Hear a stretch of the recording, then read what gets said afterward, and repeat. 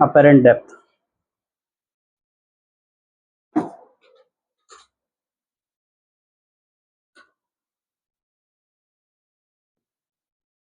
जब हम rare medium से डेंसर मीडियम में देखते हैं तो चीजें छोटी दिखाई देती है, स्मॉलर।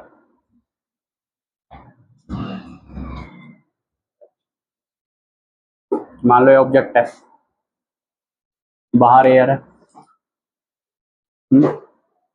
या मान लेते हैं बाहर मीडियम है कोई जिसका रिफ्रैक्टिव इंडेक्स है N2, अंदर जो मीडियम है उसका रिफ्रैक्टिव इंडेक्स है N1। ऑब्जेक्ट है, हम बाहर से देख रहे हैं, ठीक है। तो ऑब्जेक्ट से लाइट रे निकलेगी, तो ऑब्जेक्ट दिखेगा कहाँ पर? ये है, ये ऑब्जेक्ट है, रियल ऑब्जेक्ट, रियल ऑब्जेक्ट। एक लाइट रे सीधी आई, सीधी आई तो इंसिडेंट एंगल कितना हो गया? जीरो। जीरो। रिफ्रैक्टेड एंगल कितना हो गया? जीरो। जीरो। सीधी निकल जाएगी। एक लाइट ऐसे आई, ठीक है, ये हुआ normal, this is incident angle, ठीक है। तो लाइट सीधी तो जाती नहीं। मान लो बाहर का मीडियम रेयर और मीडियम है, अंदर वाला डेंसर है, तो हुआ क्या? कहाँ से कहाँ जा रही है? डेंसर से rare, away from normal, it will away from normal, bend away from normal. तो दिस इज रिफ्रैक्टेड रे। तो ये यहाँ से जो भी देखेगा इसको, तो उसको रे, एक रे ऐसे आई उसके आंख में, ठीक है, ये आंख हो गई, ठीक है। एक्चुअल में ये जो रेज आती है ना, ये बहुत ही पास से जाती है इसके। मान लो आंख तुम्हारी आंख है, तो दूसरी रे जो होगी वो यहाँ बिल्कुल यहाँ पास से, ये दूसरी जो रे जो हमने यहाँ दिखाई है वो एक्चुअल में यहाँ से जाएगी, यहाँ से बहुत पास से, तब जाके इसके आंख में एंटर करेगी। इतनी बड़ी आंख थोड़ी होती है। पर अगर मैं डायग्राम में ऐसा बनाऊंगा ना, तो तुम्हें दिखेगा ना मुझे दिखेगा। तो इसका मतलब वो लाइट हमारी आंख में गई नहीं, मैं क्या कह रहा हूँ, ये लाइट रे एक्चुअल में यहाँ पे बनती है डायग्राम, लेकिन यहाँ डायग्राम बनाऊंगा तो ना तो मुझसे बनेगा ना तुम्हें दिखेगा। वो डायग्राम को जूम करके दिखाया, ये समझ लो। तो डायग्राम जूम करके दिखाया तो आंख भी जूम हो गई। एक्चुअल डायग्राम तो ऐसे होता है, बिल्कुल यहाँ दूसरी रे यहीं पास से जाती है, ये एंगल ऑफ इंसिडेंट होगा, रिफ्रैक्टेड रे एंगल होगा ऐसे, तो यहाँ आंख होगी तो उसको दिखेगा। तो ये जो बीच का गैप है बहुत कम होता है, जो नॉर्मल रे आई और जो सेकंड रे आई, इन दोनों के बीच का गैप बहुत कम होता है। इसको हमने जूम कर लिया, और जूम करके अब ये वाला जो ये वाली रे है, ये अब हमें यहाँ दिख रही है, ये अब हमें यहाँ दिख रही है।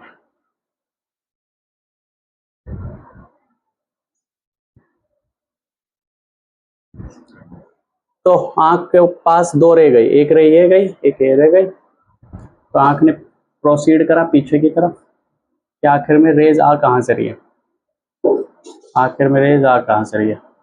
तो उसने पीछे जाके देखा, अच्छा यहाँ से रे आ रही है, तो उसने उसके लिए ऑब्जेक्ट क्या है, यहाँ पर है, मतलब उसके लिए ऑब्जेक्ट यहाँ पर है, मतलब जो उसको ऑब्जेक्ट की क्या दिखाई दी, इमेज दिखाई दी, और उसने मान लिया ऑब्जेक्ट यहाँ पर है। तो पानी में जो ऑब्जेक्ट होता है वो थोड़ा ऊपर की तरफ दिखाई देता है, ऊपर की तरफ उभरा हुआ, उठा हुआ दिखाई देगा।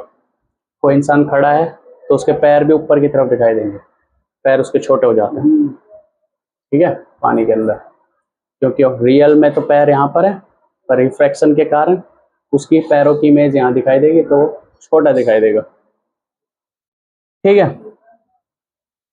ये है अपेरेंट हाइट। तो एक्चुअल हाइट तो यहाँ से यहाँ तक होगी, यहाँ से यहाँ तक, और दिखेगी कहाँ से कहाँ तक, यहाँ से यहाँ तक। तो दिस इज अपेरेंट डेप्थ बोल देते हैं। इसको बोल दो, कोई पॉइंट बोल दो ए, इसको बोल दो ओ, इसको आई, इसको बोल दिया बी। ये हो गया एंगल ऑफ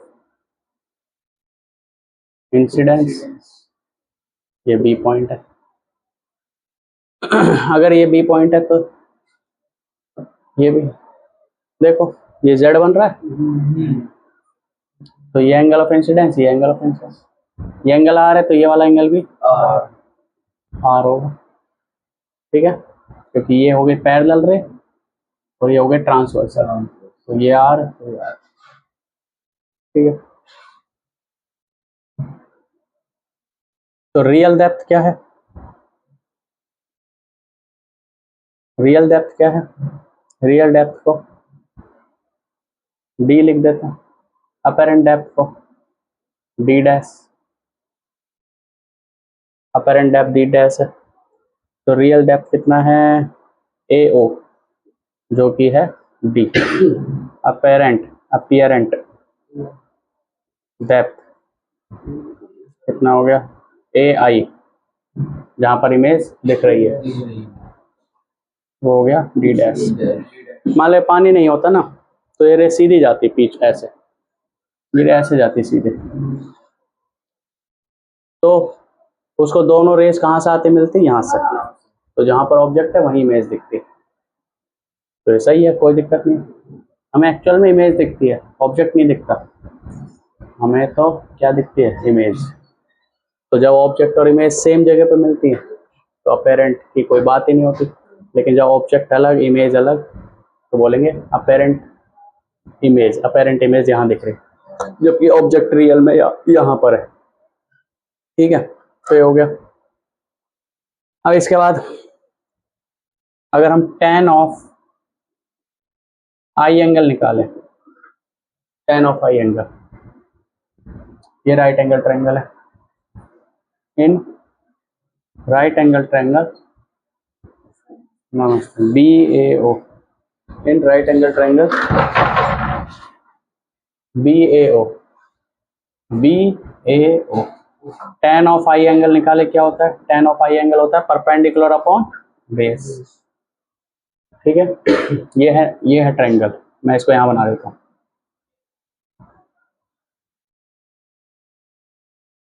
ये है ट्रायंगल, ये angle I, this is 90 degree, this is A, this is B और दिस इज ओ। तो तुम्हें पता 90 डिग्री के सामने वाला होता है हाइपोटेनस,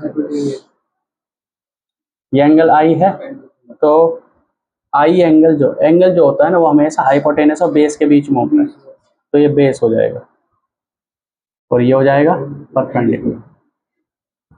आई जो एंगल होता है वो हमेशा हाइपोटेनस और बेस के बीच में होता है, तो ये हाइपोटेनस क्यों है, क्योंकि 90 डिग्री सामने वाली साइड हाइपोटेनस होती है। ये एंगल है तो हाइपोटेनस ये, तो ये बेस हो जाएगा, बचा हुआ परपेंडिकुलर। tan जो एंगल होता है वो होता है परपेंडिकुलर अपॉन बेस, परपेंडिकुलर हो गया ए बी और बेस हो गया ये रहा ओ ए। ठीक है, अब मैंने तुम्हें बताया था कि एक्चुअल में तो ऐसा है नहीं, आई इतनी बड़ी थोड़ी होती है, एक्चुअल में जो रे जाती है वो बिल्कुल इसके पास से जाती है, ये देखो ऐसे निकली, बिल्कुल इससे पास के, बिल्कुल पास से, मतलब हमारा मार्कर भी वो सपोर्ट नहीं कर पाएगा, इतना पास से। जब इसने पास से जाएगी तो जो एंगल बनेगा, ये वाला जो एंगल बनेगा बहुत छोटा एंगल बनेगा, तो tan आई क्या हो जाएगा, वेरी स्मॉल। और तुम्हें शायद बताया है, नहीं बताया मैंने कि जब एंगल बहुत छोटा होता है तो tan आई लगभग आई के बराबर हो जाएगा, और tan आर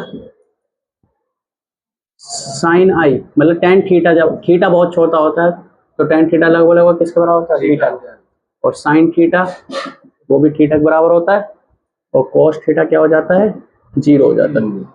ठीक है, main important tan theta equal to theta हो जाता है, तो tan आई बराबर क्या हो जाएगा, tan आई बराबर क्या हो जाएगा, आई हो जाएगा। ठीक है, पानी बोतल है सर। अब जैसे ऑब्जेक्ट है, अब ये तो इनफाइनाइट लाइट रेज निकाल रहा होगा, तो जैसे मान लो ये सारे बहुत सारी लाइट रे निकल रही है एक साथ, तो फिर जितनी लाइट रे हमारी आंखों में जा पा रही है, हमें सिर्फ उतने तक का ही तो वो दिखेगा। तो उसके लेकिन वैसे उसकी वो बन गई होगी, लेकिन दिखेगा नहीं। जैसे मतलब जितनी लाइट रे हमारी आंखों में जाएंगी, हमें सिर्फ उतनी उतनी चीज दिखेगी। हाँ, और क्या, जितने जैसे यहाँ से लाइट रे आ रही है तो ये दिख रही है, यहाँ से लाइट रे आ रही है तो ये दिख रही है, ऊपर से आ रही है, तो जहाँ जहाँ जिस जिस ऑब्जेक्ट से आ रही है वहाँ पर दिख रही है हमें। ठीक है, 10i आ गया।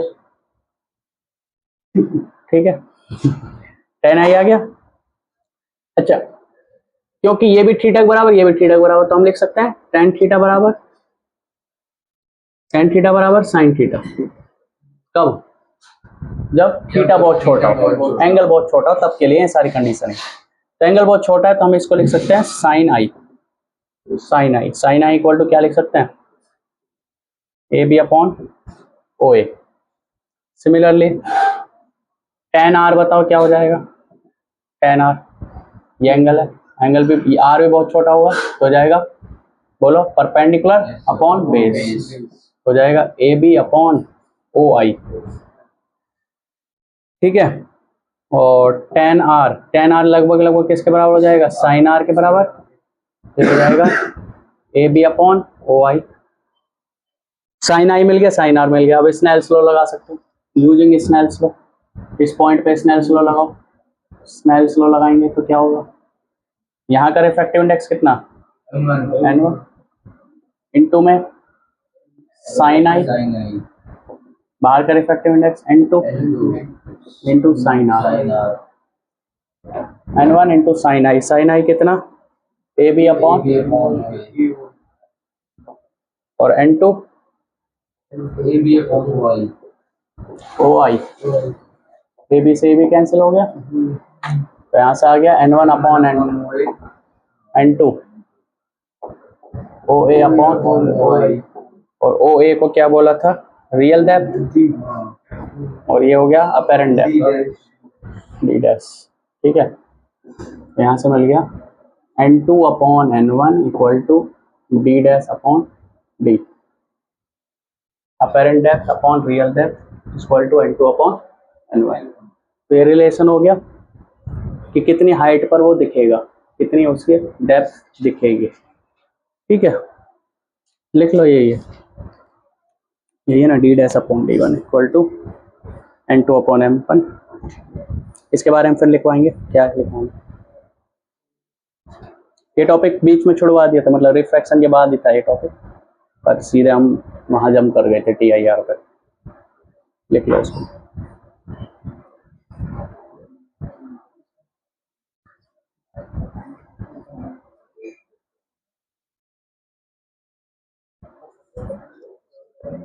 लिख लो पहले।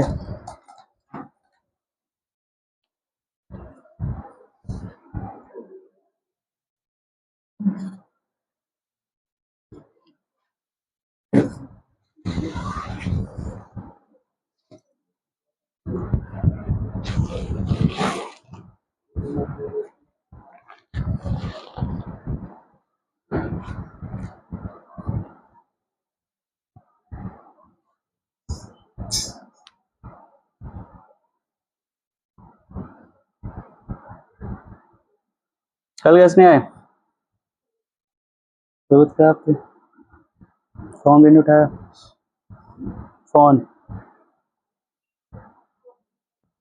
पता नहीं तुम्हारे 2 नंबर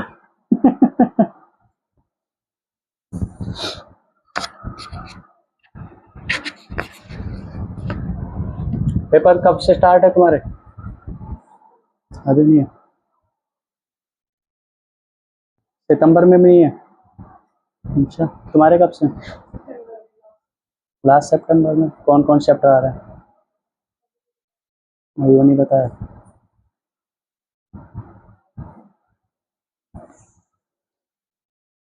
पिछले 3 साल के पेपर कर लो।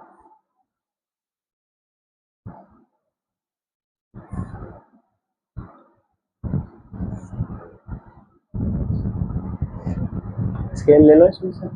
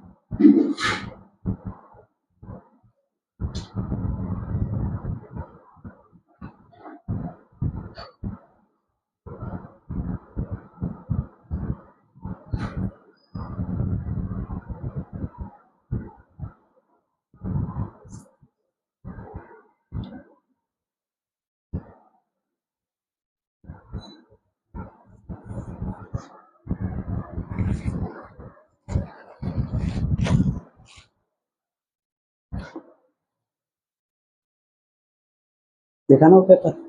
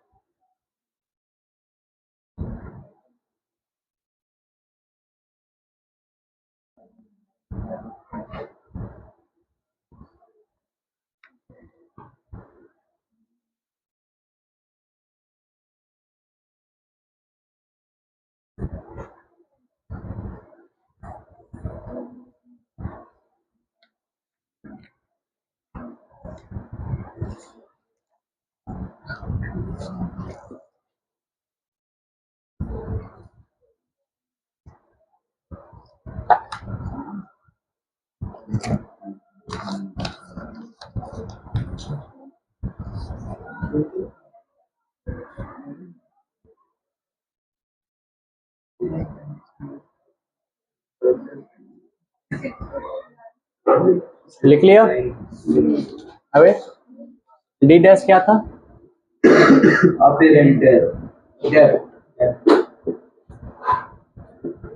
और डी क्या है? Real depth. ठीक है, लिखो इसके बारे में कंडीशंस लिखो इस फॉर्मूले को अप्लाई करने से पहले।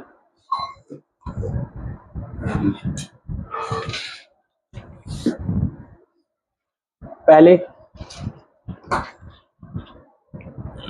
डी एंड डी डैश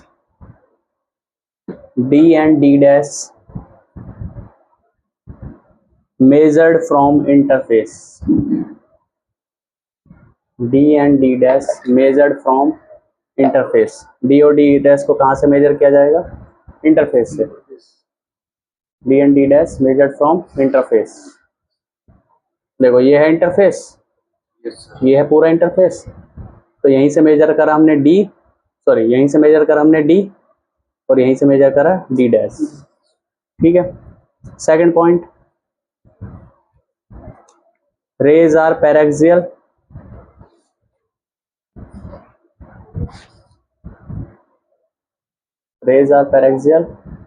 और angle I and angle R are small।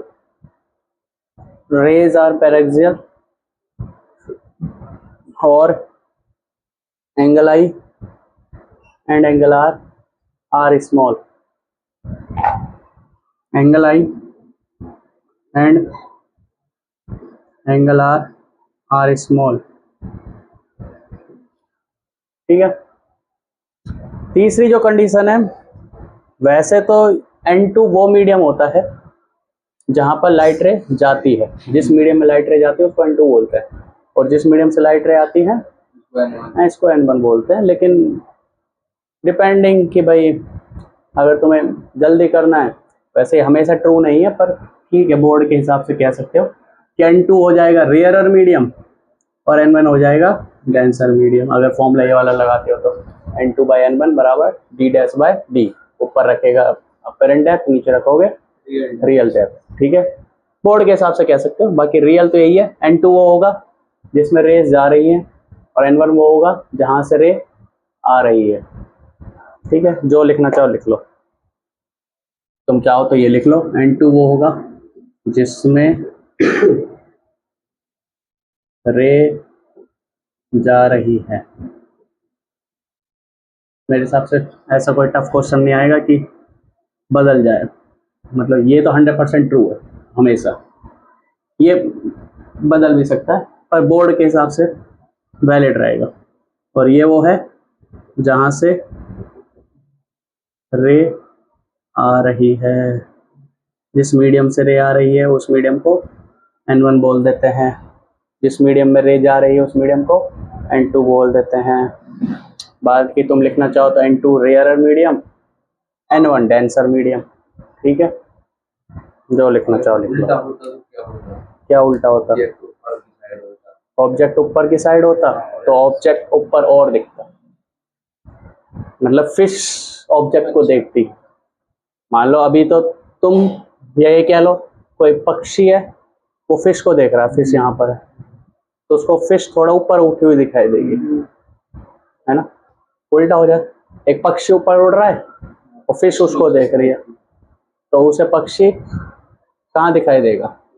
और ऊपर, फिश और ऊपर दिखाई देगा। एनसीईआरटी में क्वेश्चन है, आप पानी के अंदर हो और किसी इंसान को खड़े हो देख रहे हो यहाँ पर, तो आपको लॉन्गर दिखाई देगा हाइट में, शॉर्टर दिखाई देगा या सेम हाइट का दिखाई देगा? लॉन्गर दिखाई देगा। ठीक है, तुम डेंसर मीडियम से किसी को देखोगे तो लॉन्गर दिखाई देगा, और अगर रेयरर मीडियम में खड़े होकर किसी को पानी के अंदर देखोगे तो शॉर्टर दिखाई देगा, है ना। ये क्वेश्चन एनसीईआरटी में लिख लिया।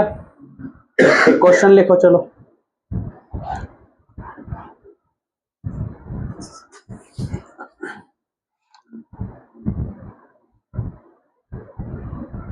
A tank is filled with water, NCERT का क्वेश्चन है। A tank is filled with water to a height of, a tank is filled with water to a height of 12.5 centimeter, to a height of 12.5 centimeter.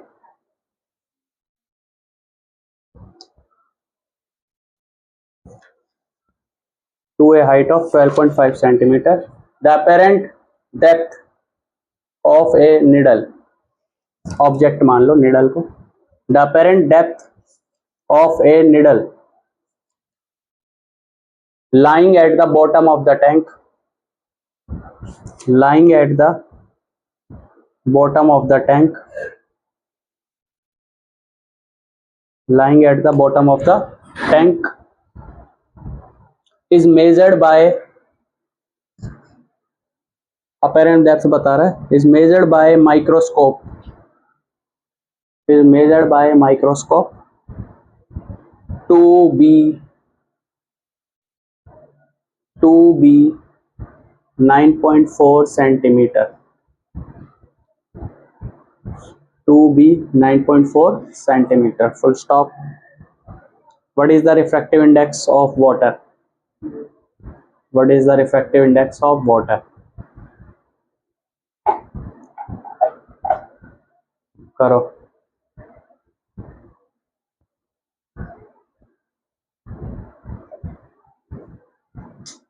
Microscope के चक्कर छोड़ो, जो इसमें पूछा है वो देख लो.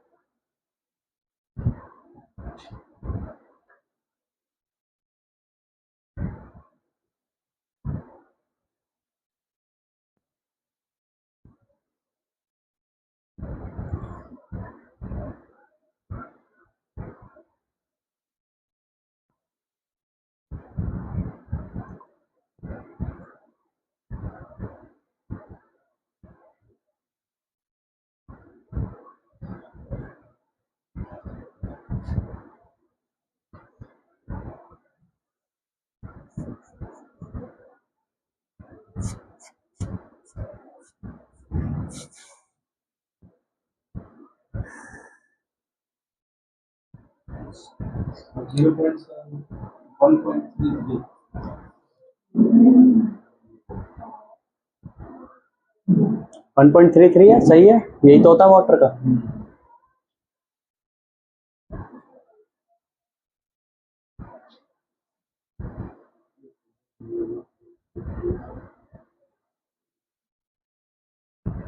N2 को हम रेयर मानते हैं ना. हाँ, उसमें पहले जो फॉर्मूले थे उसमें भी N2 रेयर ही वहाँ तो जो बताया वही.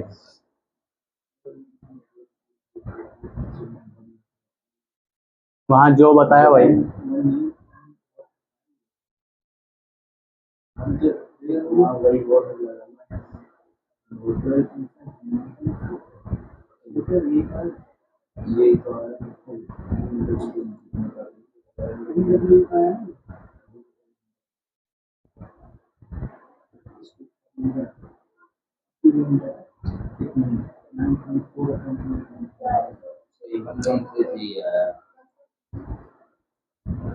ठीक है, आ गया आंसर निक्की.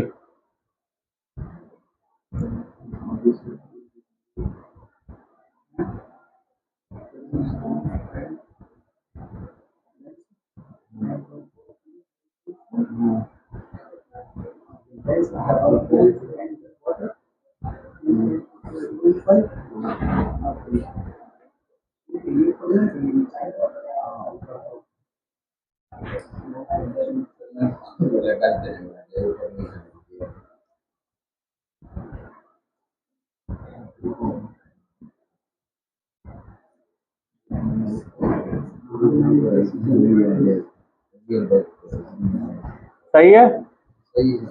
अब ये क्वेश्चन का आधा पार्ट था, अगला आगे आगे का पार्ट सुनो और लिखो, वरना सी पूरा बोल देता फिर होता भी नहीं। आगे पार्ट सुनो, आगे का पार्ट है if the water is replaced, ये तुम्हारे हरियाणा बोर्ड के पेपर में है question. If the water is replaced by liquid of refractive index, if the water is replaced by liquid of refractive index 1.63, water को हटा के एक नया लिक्विड डाल दिया जिसका रिफ्रैक्टिव इंडेक्स कितना है 1.63, up to the same height, उसी हाइट तक, up to the same height, comma by what distance would the microscope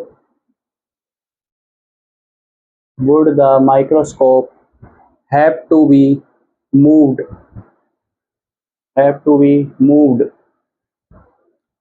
to focus on the needle again,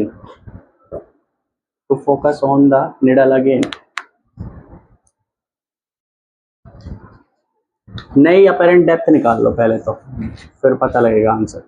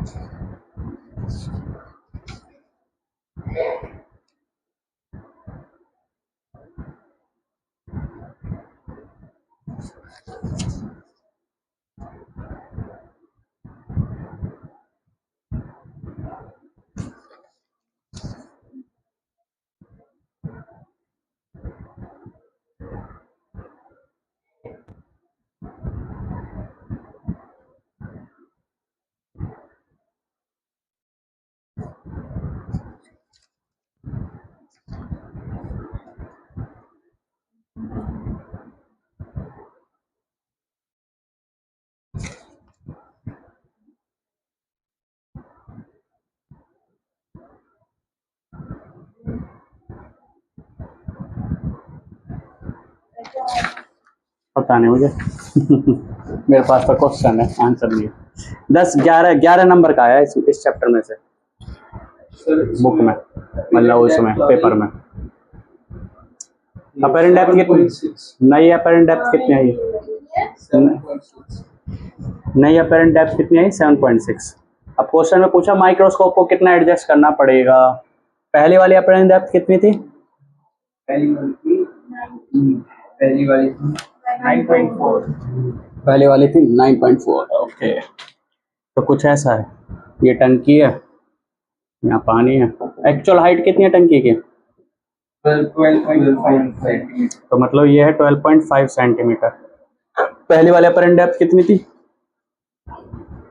पहली वाली अपरेंट डेप्थ 9.4। देखो ऑब्जेक्ट नीडल यहाँ पर है, पहले दिख रही थी 9.4 नीचे, 9.4 सेंटीमीटर नीचे, यानी माइक्रोस्कोप यहाँ लगाया हुआ था, ठीक है। 9.4 सेंटीमीटर नीचे। अब कितनी आई अपरेंट डेप्थ? नहीं, 7.6। अब पूछा कितना माइक्रोस्कोप को एडजस्ट करना पड़ेगा, तो यहां से यहां तक इतना एडजस्ट करना पड़ेगा। क्या आंसर आएगा? कितना आंसर आएगा बोलो?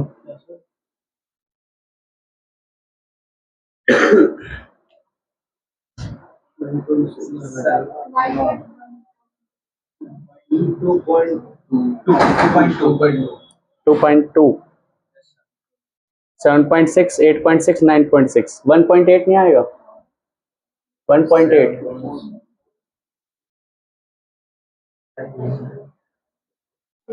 1.8। अरे 12.5 एक्चुअल डेप्थ और पहले वाली जो अपेरेंट डेप्थ है वो 9.4 है, अब नई वाली अपेरेंट डेप्थ है 7.6। पहले आपका माइक्रोस्कोप यहाँ पर था,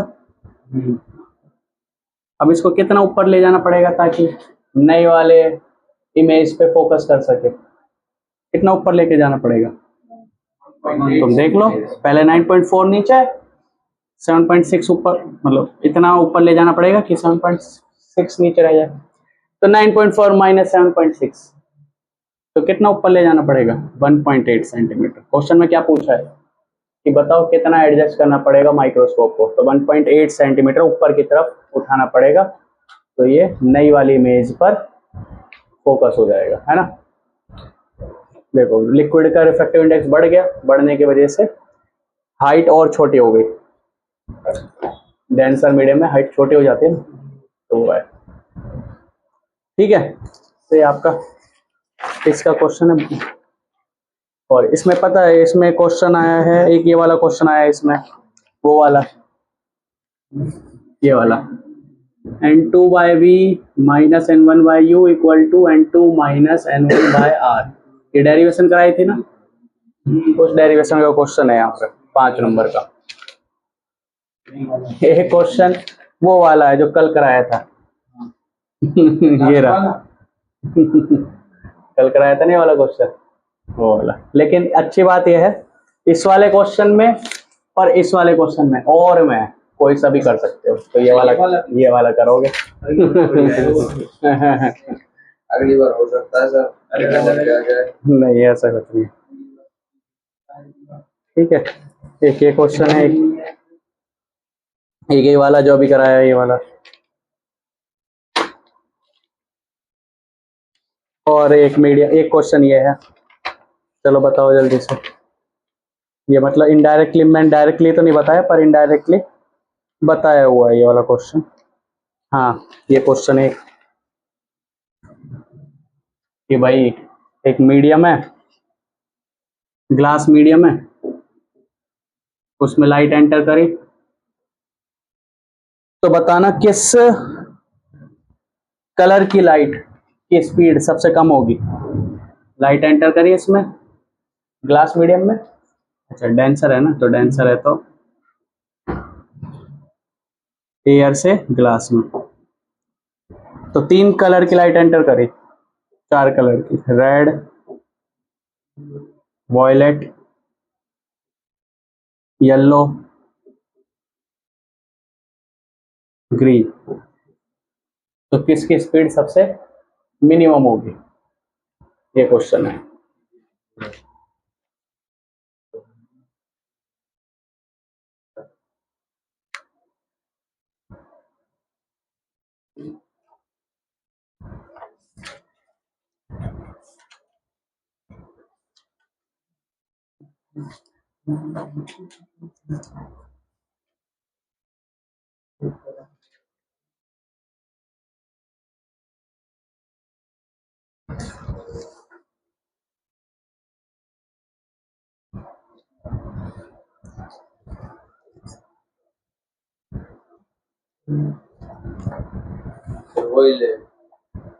किसकी स्पीड सबसे कम, हाँ वॉयलेट आएगा। क्यों? लैम्बडा ज्यादा होता है इसका रिफ्रैक्टिव इंडेक्स, क्योंकि उस दिन बताया था मैंने, शायद ये वाला क्वेश्चन बताया था मैंने कि 3 कलर आ रहे हैं, हाँ ब्लू, येलो और रेड। एक ऐसे चला जा रहा है, एक ऐसे जा रहा है और एक ऐसे जा रहा है। तो उसमें बताया था कि रेड कलर की वेवलेंथ सबसे ज़्यादा, तो उसके लिए रिफ्रैक्टिव इंडेक्स सबसे कम। तो रेड कलर की वेवलेंथ सबसे ज़्यादा, उसके लिए रिफ्रैक्टिव इंडेक्स सबसे कम।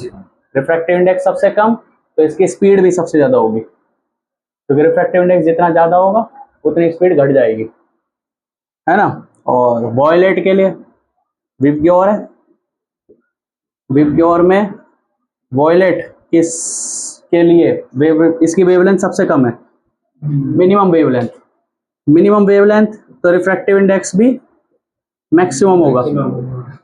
रिफ्रैक्टिव इंडेक्स मैक्सिमम तो वेलोसिटी बहुत कम हो जाएगी, मिनिमम वेलोसिटी। तो वॉयलेट आंसर आएगा इसका, ठीक है। कौन जितना ज्यादा बैंड करता है वो इस बात पर डिपेंड करता है उसकी स्पीड कितनी कम हुई। वॉयलेट सबसे ज्यादा बैंड करेगा और रेड सबसे कम, रेड सबसे कम बैंड करेगा। वॉयलेट ऐसे जाएगा, रेड ऐसे जाएगा, येलो बीच में से जाएगा, ऐसे होता है, ठीक है। इस वाले क्वेश्चन में आइडिया था ये वाला।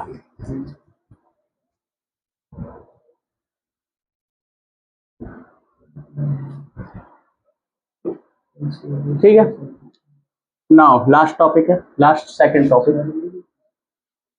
माइक्रोस्कोप। माइक्रोस्कोप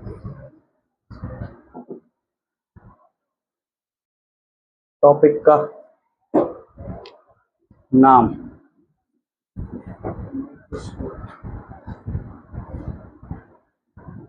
मेरी नोटबुक होगी माइक्रोस्कोप की।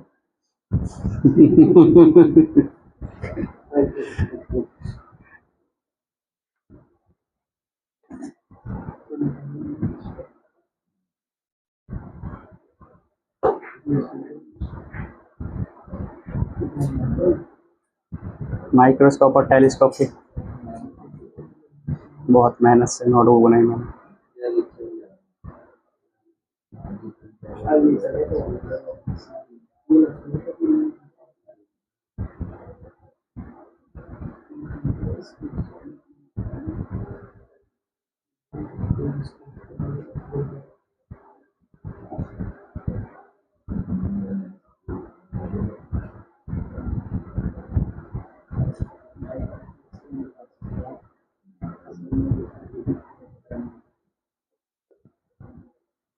देखो,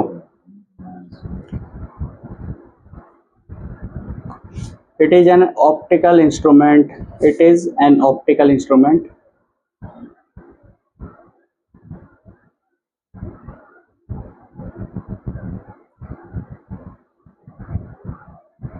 it is an optical instrument which magnifies a small object। वैसे इस वाली उसमें ये क्वेश्चन नहीं है माइक्रोस्कोप के ऊपर, जबकि हर बार माइक्रोस्कोप टेलीस्कोप से तो क्वेश्चन आते ही आते हैं, सीबीएसई में भी आता है, हरियाणा बोर्ड में भी आता है। which magnifies any small object। Microscope कहाँ देखा है तुमने, देखा है कहीं? बायोलैब में तो सबसे ज्यादा यूज होता है। वो कंपाउंड माइक्रोस्कोप है, ठीक है। दो तरह के माइक्रोस्कोप, एक सिंपल माइक्रोस्कोप, एक कंपाउंड माइक्रोस्कोप। तो जो बायोलैब में होता है वो कंपाउंड माइक्रोस्कोप होता है, ठीक है। तो an optical instrument which magnifies the small object, telescope है क्या? टेलीस्कोप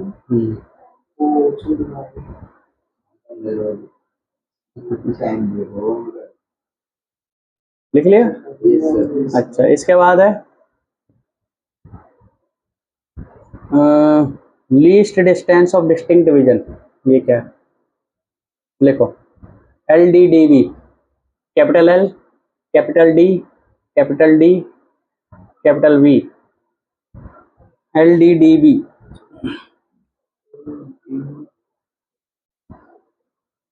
इसको बोलते हैं least distance of distinct vision.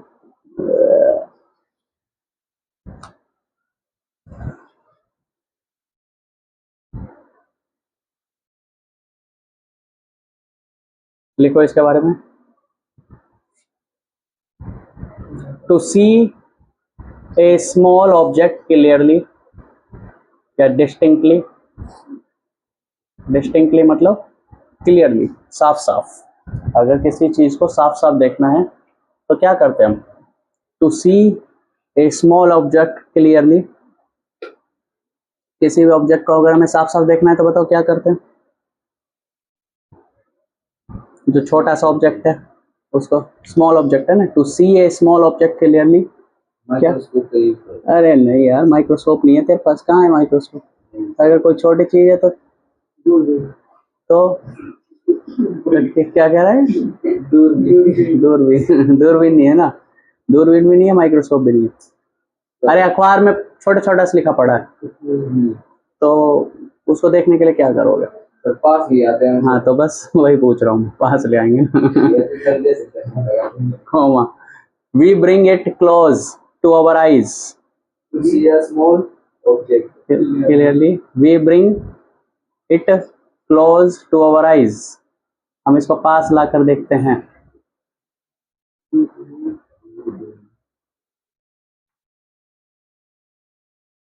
We bring it close to our eyes, ठीक है। जब पास लाकर देखेंगे तो क्या ऐसे देखेंगे? दोनों आंखों के सामने राइट एकदम, मतलब कितना पास? जहाँ से दिखने लग जाए। मान लो और भी छोटा है, वो दिख नहीं रहा, तो और पास ले जाए। लेकिन पास की एक लिमिट है।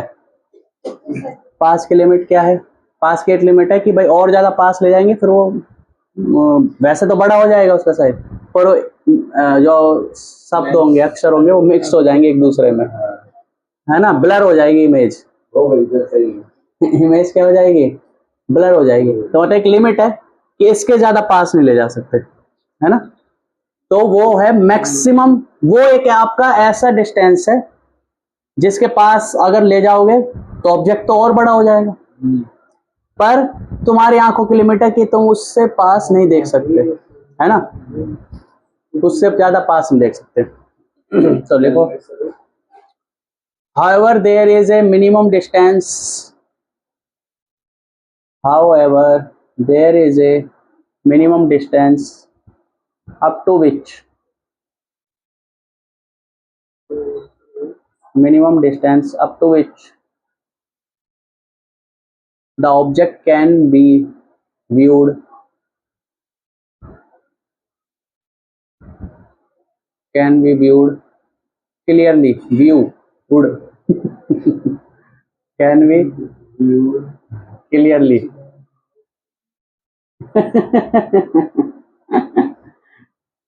तो भाई ये एक मिनिमम डिस्टेंस है, अगर इससे ज्यादा पास लाओगे तो फिर आपको ऑब्जेक्ट क्लियरली नहीं दिखेगा, ब्लर इमेज दिखने लग जाएगी, उससे ज्यादा पास नहीं ला सकते। This minimum distance is called, this minimum distance is called,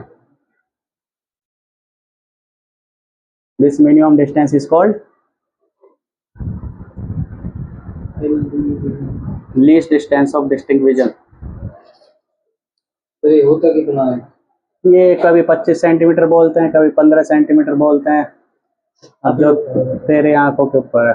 वैसे हम 25 सेंटीमीटर बोलेंगे। इसको नियर पॉइंट भी बोलते हैं, इसको क्या बोलते हैं? नियर पॉइंट, ठीक है। तो ये है तुम्हारी आंखें, और यहां से ऑब्जेक्ट को मैक्सिमम बड़ा, मैक्सिमम बिग जो देख सकते हो आप, और मैक्सिमम बिग जो देख सकते हो, मैक्सिमम बिग देख के क्लियरली देख सकते हो, वो डिस्टेंस है ये नियर पॉइंट।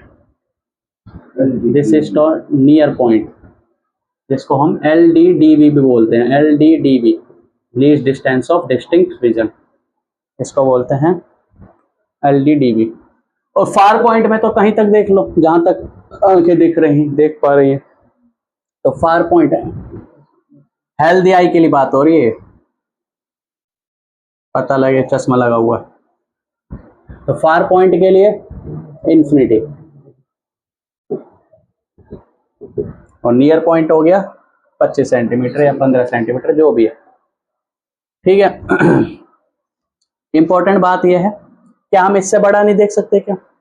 जितना बड़ा दिख रहा है 25 सेंटीमीटर पर आके जितना बड़ा दिख रहा है, क्या उससे बड़ा नहीं देख सकते? उससे बड़ा भी देख सकते हैं, पर हमारे आंखों की वो ताकत नहीं है कि उतना पास ले जाने के बाद उसको क्लियरली देख सके, है ना। बड़ा तो हो जाएगा, इमेज तो बड़ी हो जाएगी, पर वो क्लियरली नहीं दिखेगी, क्लियरली नहीं दिखेगी। इसके बाद नेक्स्ट टॉपिक बड़ा टॉपिक है, तो छोटे छोटे ऐसे बहुत टॉपिक हैं इसमें। नेक्स्ट टॉपिक डालो, विजुअल एंगल।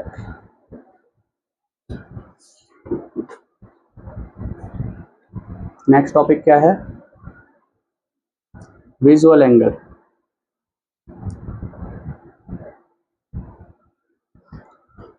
विजुअल एंगल क्या होता है?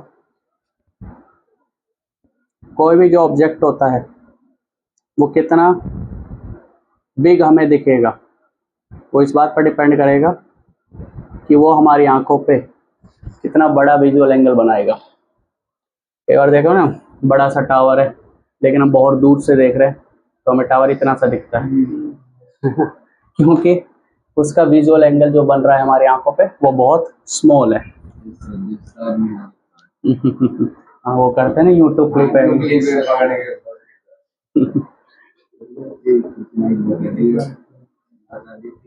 विजुअल एंगल होगा कोई भी ऑब्जेक्ट है, यहाँ पे आपकी आंखें, तो आंखों पर ये ऑब्जेक्ट कितना एंगल बनाएगा, इस एंगल को बोलेंगे विजुअल एंगल।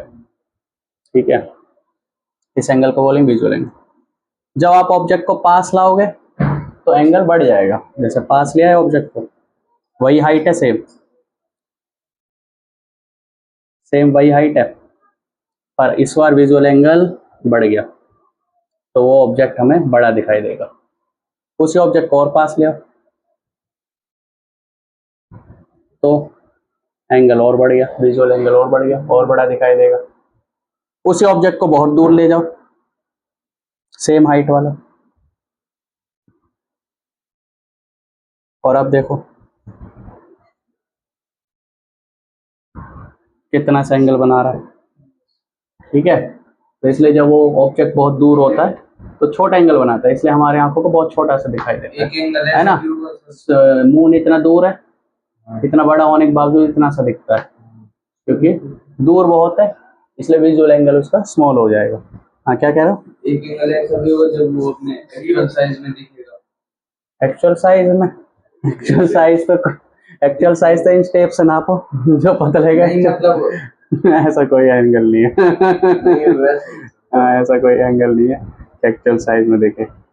एक्चुअल साइज तो हमें परसेप्शन से आ जाता है, हाँ भाई अगर हमें इतना बड़ा दिख रहा है तो मतलब ये एक्चुअल साइज ये होगा इस टाइप से, ऐसा कोई एंगल नहीं है। चलो, विजुअल एंगल क्या? Angle form by object, angle form by object at I is called visual angle. Angle formed by object at eye is called visual angle. Height of object is directly proportional to visual angle.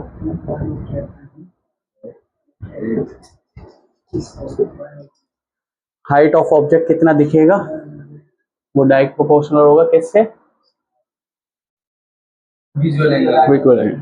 ठीक है, ये आई है तुम्हारी object at के बाद ये आई है visual angle formed by object at eye, आंखों पर कितना एंगल बनाएगा। मान लो ये ऑब्जेक्ट है ए बी, ठीक है,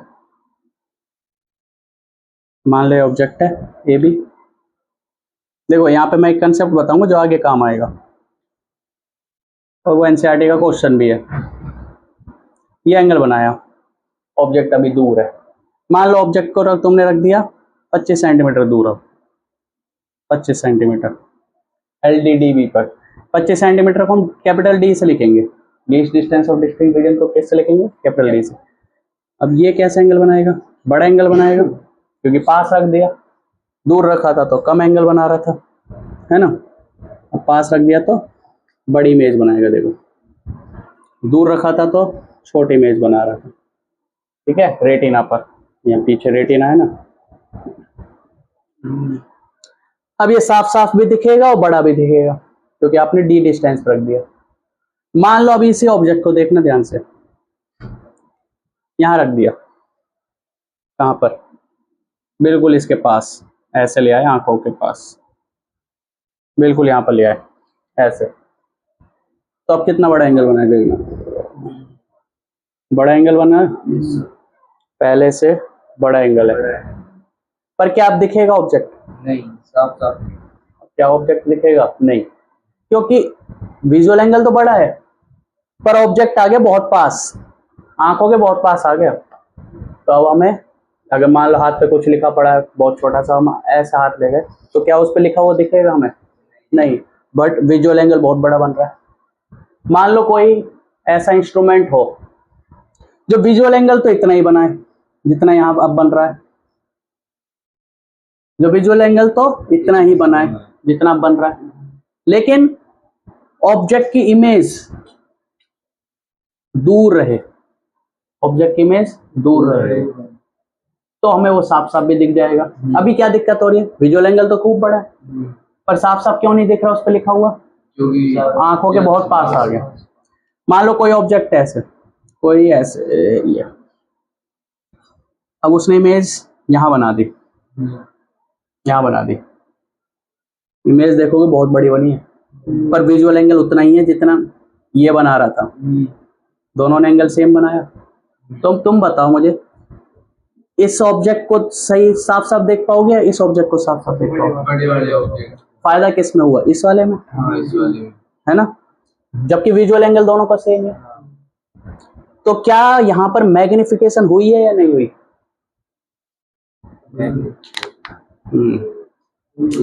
भाई मैग्निफिकेशन का मतलब ये है कि तुम्हें साफ साफ दिखने लग जाए जो नहीं दिख रहा था। अगर यही साफ साफ दिख जाता तो मैग्निफिकेशन की जरूरत ही नहीं थी। विजुअल एंगल तो खूब बड़ा कर दिया, विजुअल एंगल को खूब बड़ा कर दिया इसने, पर दिख तो कुछ है ही नहीं रहा, इतना पास आ गया, तो क्या फायदा हुआ उस विजुअल एंगल का? इसने क्या करा, उस ऑब्जेक्ट, विजुअल एंगल तो उतना ही बना रहा है पर इमेज जो बना रहा है वो देखो डी से भी दूर है, मतलब इतनी दूर है, और एंगल उतना ही बना रहा है जितना इतना पास लाके बन रहा था। तो मतलब अब साफ साफ दिखाई देगा क्योंकि अब 25 सेंटीमीटर से दूर है। ठीक है, ये इंपॉर्टेंट पॉइंट है, अभी आएगा जब हम माइक्रोस्कोप पढ़ेंगे तब आएगा एक टॉपिक कि मतलब वहां पर जब आएगा जब पता लग जाएगा तुम्हें। ये देखो, क्योंकि वहां पर क्वेश्चन आता है कि विजुअल एंगल तो उतना ही बन रहा है जितना ऑब्जेक्ट का विजुअल एंगल है, तो क्या फायदा हुआ मैग्निफिकेशन का? तो मैग्निफिकेशन का ये फायदा है कि ये ऑब्जेक्ट बहुत पास रखने के बाद जितना एंगल बना रहा था उतना ही विजुअल एंगल वो बहुत दूर रखने के बाद बना रहा है। इस वाले में हमें कुछ नहीं दिखेगा, कुछ साफ साफ नहीं दिखेगा, लेकिन इस वाले में हमें पूरा साफ साफ दिखेगा क्योंकि इतना ही एंगल बन रहा है, बहुत बड़ा एंगल बन रहा है। एंगल बड़ा है नो डाउट, पर दिखना भी तो चाहिए, उसके लिए ऑब्जेक्ट दूर होना चाहिए, 25 सेंटीमीटर के बियॉन्ड होना चाहिए, कम से कम 25 सेंटीमीटर होना चाहिए। 25 सेंटीमीटर पास लाओगे तो ब्लर हो जाएगा मान लिए, तो कोई फायदा नहीं है उसका इतना पास लाके इतना बड़ा विजुअल एंगल बनाने का। ठीक है, ये कंसेप्ट था इसमें। लेंस की वजह से होता है। क्या लेंस की वजह से? अच्छा, इतना पास ले जाते हैं तो नहीं देख पाता। पता नहीं भाई, क्या वजह, सोचना पड़ेगा, ऐसे मैं डायरेक्ट बता नहीं सकता। ठीक है, तो ये डायग्राम बना लेना चाहे तुम। ये विजुअल एंगल यहाँ पर है 25 सेंटीमीटर पर, सेम हाइट रखो ना, ये विजुअल एंगल है और यहाँ पर उतने ही हाइट का ऑब्जेक्ट है पर विजुअल एंगल अलग अलग आ रहे हैं, ए बी और ए बी, सेम हाइट का ऑब्जेक्ट है पर विजुअल एंगल तीनों केसेस में अलग अलग आए। हाँ, और क्या बनाओ? अरे होता किस वजह से? क्या ये ऐसे विजुअल एंगल सेम रहे, मतलब एंगल सेम रहता है ऑब्जेक्ट। तुम देखो ना, तेरे पता तो लग रहा है किस वजह से हो रहा है। सर कोई चीज भी तो होगी जिसकी वजह से छोड़ यार, आज दिन खराब है। क्या हो गया? सर आज जो चीज पूछना चाह रहे हैं वो पूछ नहीं पा रहे।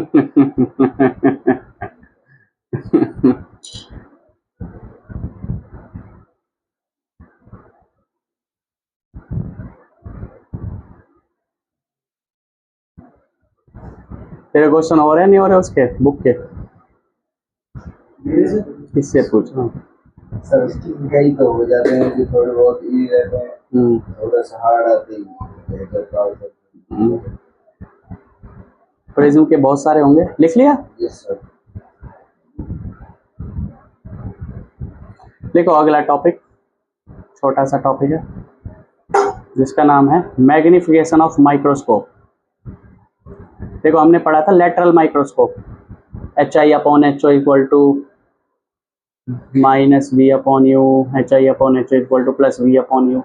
लेकिन ये है अलग तरह का मैग्निफिकेशन, एंगुलर मैग्निफिकेशन बोलते हैं इसको।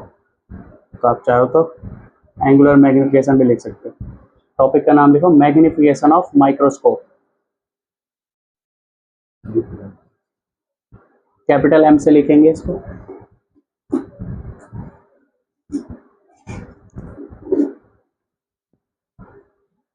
क्या हो गया? काम पूरा कर रही थी। मैग्निफिकेशन ऑफ माइक्रोस्कोप को हम लिखेंगे कैपिटल M से। Capital M equal to, formula लिखो, visual angle formed by final image, visual angle formed by FORMED, form by final image divide bye